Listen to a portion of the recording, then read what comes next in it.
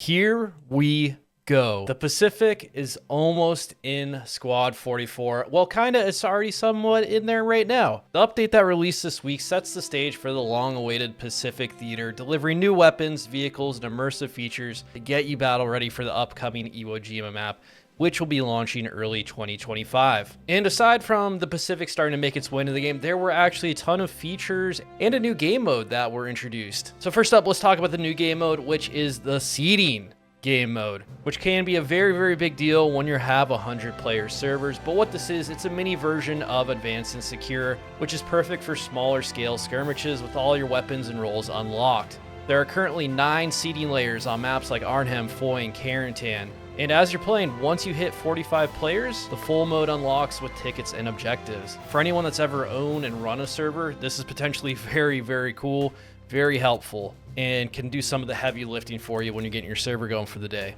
Next up, you can explore the new museum and shooting range, which is set in a sealed off section of the London Underground. Here you can test every weapon in the game, including a sneak peek at the Imperial Japanese Army and US Marine Corps faction gear.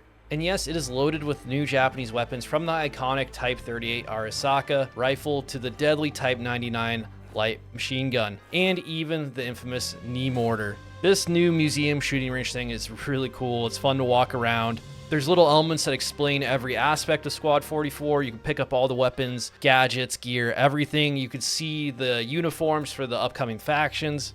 And yes, I did find the lunge mine and instantly kill myself. So I know we saw it in the trailer. It is definitely in the game.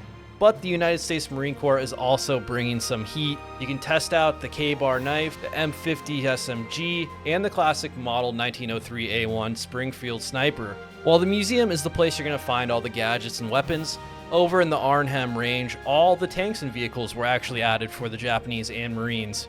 So you're free to jump in these things, drive around, see all the crazy Japanese tanks. This is everything that we're getting when the Pacific Front update hits.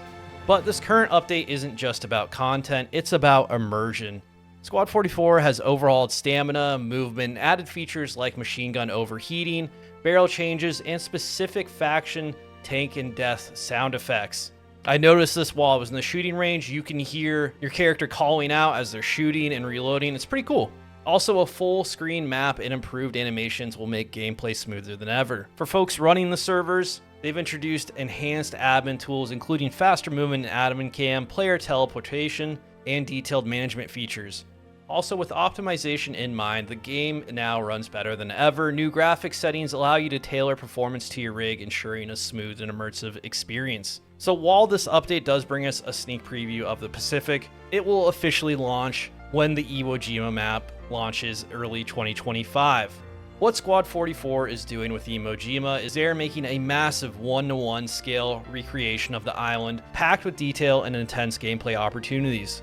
On the map, standing at 170 meters above sea level, Mount Suribachi dominates the southern island, featuring a deep and intricate tunnel network. This is the heart of the fight for control, and it's unlike anything you've seen before in this game. The Invasion Beach East playable area spans 2.7 kilometers in length, with over 2,200 craters carved into the battlefield by naval bombardments. And this is just one part of the map, which stretches all the way to Motoyama Airfield No. 1 and beyond. This is the most defensively fortified map in Squad 44 history. With over 150 gun positions, pillboxes, and more trenches than any other map, every inch of the island will challenge attackers and defenders alike. Many island defense guns remain operational, even after the initial bombardment, so the Japanese forces will have an ability to rain down some hell. The United States Marine Corps commander can also call in devastating 16-inch naval bombardments from battleships like the USS Iowa and Missouri. Meanwhile, the Imperial Japanese Army relies on 320mm mortars for heavy artillery support, but they will have no air support, creating a unique tactical dynamic. Almost every 3D asset on this map has been crafted from scratch, tailored to the Pacific Theater's unique setting. From the intricate trenches to the crumbling defenses, this map is going to look awesome. And while the fleet isn't playable, you'll spot iconic ships like the USS Enterprise, Lexington, and Wasp looming in the background. From its massive scale to intricate detail, Iwo Jima is probably the most ambitious map ever created in Squad 44. With the Pacific trailer hitting this week, followed by the update, there's a lot to look forward to in this game. And that's just content-wise. They are making gameplay changes that should hopefully bring new players in and have them stick around. But that's all from me today. What are your thoughts on Squad 44's latest update? What are your thoughts on the Pacific Front that will be out in the next few months? Let me know down in the comments. Thank you for watching. Thank you for everything you do. See you dudes on the front line.